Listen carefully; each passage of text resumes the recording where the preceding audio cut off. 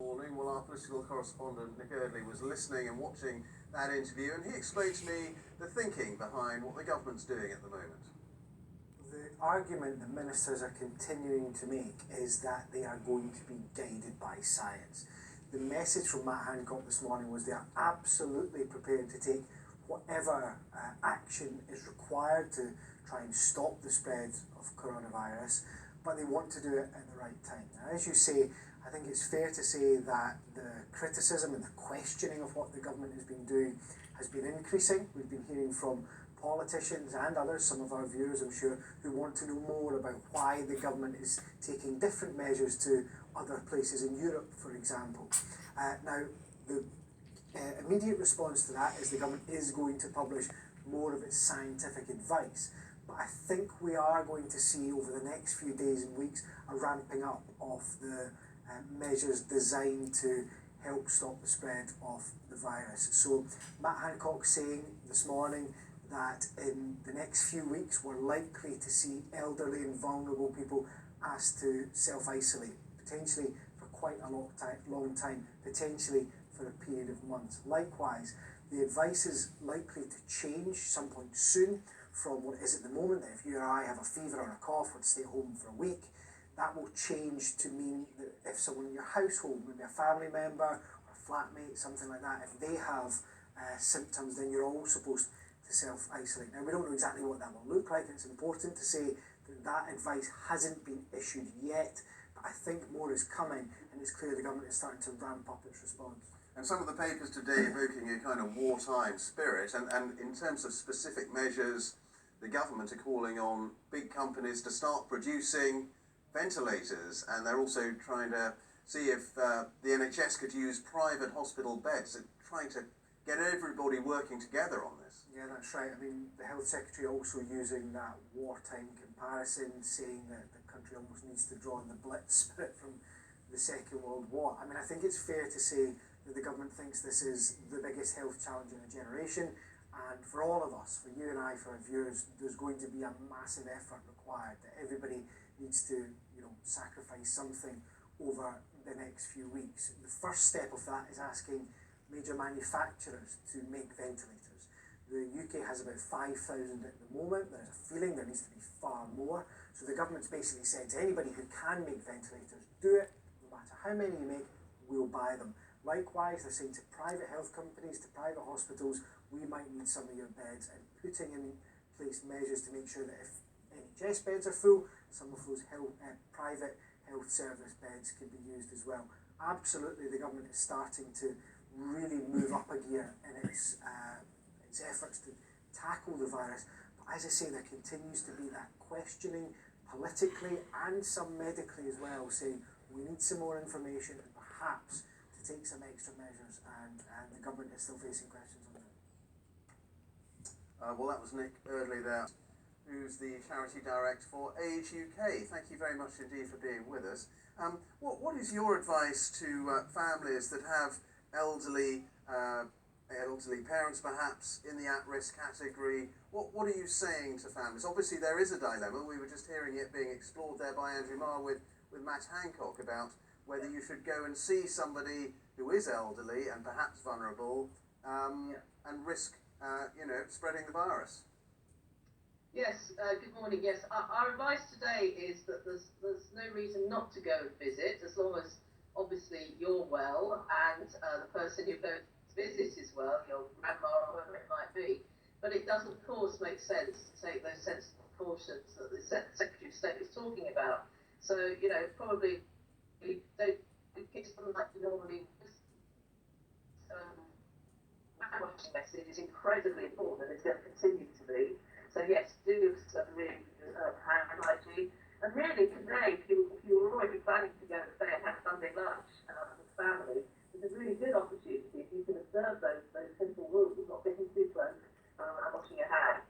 To have a bit of a chat about how Caroline, I tell you what, it's not a very good line, I'm afraid, to you. So we're going to try and come back to you a little bit later on. We can get a better line on Skype, but that's Caroline Abrahams there from Age UK. And across the UK, shoppers are continuing to buy large amounts of essential items such as toilet rolls and pasta. And the organisation, which represents British retailers, has urged people to shop responsibly. Mr Hancock, the Health Secretary, this morning said he was confident the pandemic would not threaten food supplies. Here's our business correspondent Katie Austin. The coronavirus outbreak hasn't yet peaked in the UK, but scenes like these show many shoppers are worried, stocking up on essentials like loo roll, hand wash and long life foods. Some shops are limiting purchases of in-demand products. People at this store in London felt there'd been an overreaction. There's no nappies, toilet paper, nothing. So it's going to be a struggle. I think that somebody needs to put kind of a caution in it and say you can only take so much, rather than one person having so much in their house and someone having little and being hungry, especially the elderly. When I see them, they come late at night, they can't get no food. It's a little bit over the top, frankly. One of my friends said, like, you've got to get bog roll, tea bags, stuff like that. Why? And so now she's frightened me, so I've come out to get it all. 12 major supermarkets and food retailers have now published a letter to their customers saying they're doing everything they can to speed up supplies and keep shelves stocked, also pointing out online delivery services are running at full capacity. But customers are asked to be considerate in the way they shop and told that buying more than is needed can sometimes mean that others will be left out. They are reassured there is enough for everyone if we all work together. The risk is that we all just buy that little bit more than we actually need, and if we all did that, then that would cause more of a problem in terms of making sure that we've got the right supplies coming through the system. We have seen certain products with less availability where some things have run out for a short period of time. We're not going to see completely empty supermarkets. That is absolutely not the case. It's much more around making sure that we can spread that demand out, and if we're all considerate as shoppers, only buying what it is that we need, then there's going to be plenty for everyone, and the retailers really wanted to give that reassurance to everyone. The unsaid message of the letter today is think of others before you panic buy. Katie Austin, BBC News. And a look at our latest headlines now on BBC News. The Health Secretary has warned that measures to combat coronavirus will disrupt the lives of everybody, and older people and those with underlying health conditions will be asked to stay at home. British companies are being urged to join a national effort to produce more ventilators and other medical equipment as soon as possible. Supermarkets urge shoppers not to buy more than they need amid growing evidence of panic buying.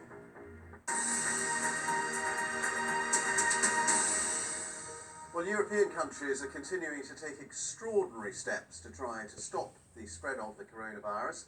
Measures on a scale not seen before in peacetime are coming into force. In Spain, there's a nationwide partial lockdown for the next 15 days. In France, all cafes, restaurants, cinemas and most shops have been ordered to stay shut. This report now from Rich Preston.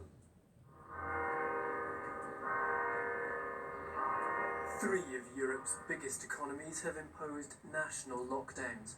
Spain is Europe's second worst hit country, with more than 190 deaths and over 6,300 infections, and has now declared a state of emergency.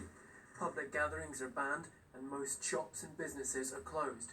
Cafes and restaurants will only be able to carry out home deliveries.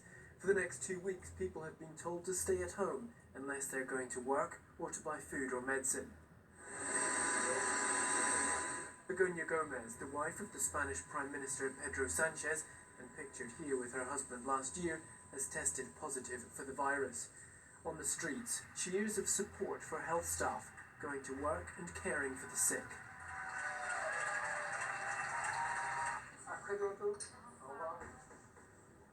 At the stroke of midnight, sweeping new restrictions came into force across France. Public places described as non-essential forcibly shut, including cinemas, cafes and nightclubs. The traditional French bistro, an integral part of the country's cultural identity, closed. More than 90 people in France have now died from coronavirus, and authorities say this is the only way to prevent mass fatalities. J'ai conscience des efforts et des sacrifices. I am aware of the efforts and sacrifices that are required, but I have confidence in the ability of French men and women to understand the seriousness of the moment and to adopt together the civic, responsible and supportive behaviour which will enable us to overcome this crisis. Despite the lockdown, local elections are going ahead, the Prime Minister calling for people to come out and vote, but to do so sensibly and keep a safe distance from others. Italy remains Europe's worst-hit country, with over 1,400 deaths. Its national lockdown has been in place for nearly a week, but the number of cases and fatalities keeps rising. On Friday, the World Health Organization said Europe was now the epicentre of the COVID-19 outbreak, a virus which started in China and which in just 10 weeks has spread around the world and killed thousands of people. Rich Preston, BBC News. Well, we were seeing there a little bit of the situation in Spain where there's a partial lockdown, and actually Spanish police have been using drones equipped with loudspeakers to go around telling people in public spaces to go home. Let's just have a listen. Les habla Policía Municipal. Se recomienda que eviten salir a la vía pública solamente cuando sea necesario. Que permanezcan dentro de su domicilio. And there of that drone message is, this is the police speaking, it's recommended you avoid going out only when it's necessary. Stay at home. So the message there from the police being enforced, as you can see in Spain, is for people to avoid going out, only go out when it's necessary, and stay at home. Well, to get more on the impact of the virus on travel, let's go to our correspondent Jenny Kumar, who's at Heathrow Airport for us this morning. Jenny, just talk about the impact on passengers and, of course, on the airlines as well. Yeah, difficult times for travellers and the airline. Particular disruption to Spain. The country is on lockdown. Emergency measures have been put in place. A number of airlines have cancelled flights to the country. So EasyJet, they say they're running a normal timetable today and tomorrow, but from Tuesday there will be no more flights for the rest of the month, but they will be running a number of rescue flights. Yesterday, TUI and Jet2 also announced that they were cancelling flights. What's been seen as another blow to the airline industry is that the United States government has said it is extending its European travel ban to the UK and the Republic of Ireland.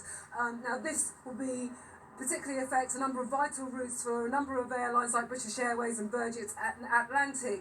And the trade body Airlines UK has put a pretty stark message out to the British government, saying that unless the government pulls itself together, who knows what will be left of the industry.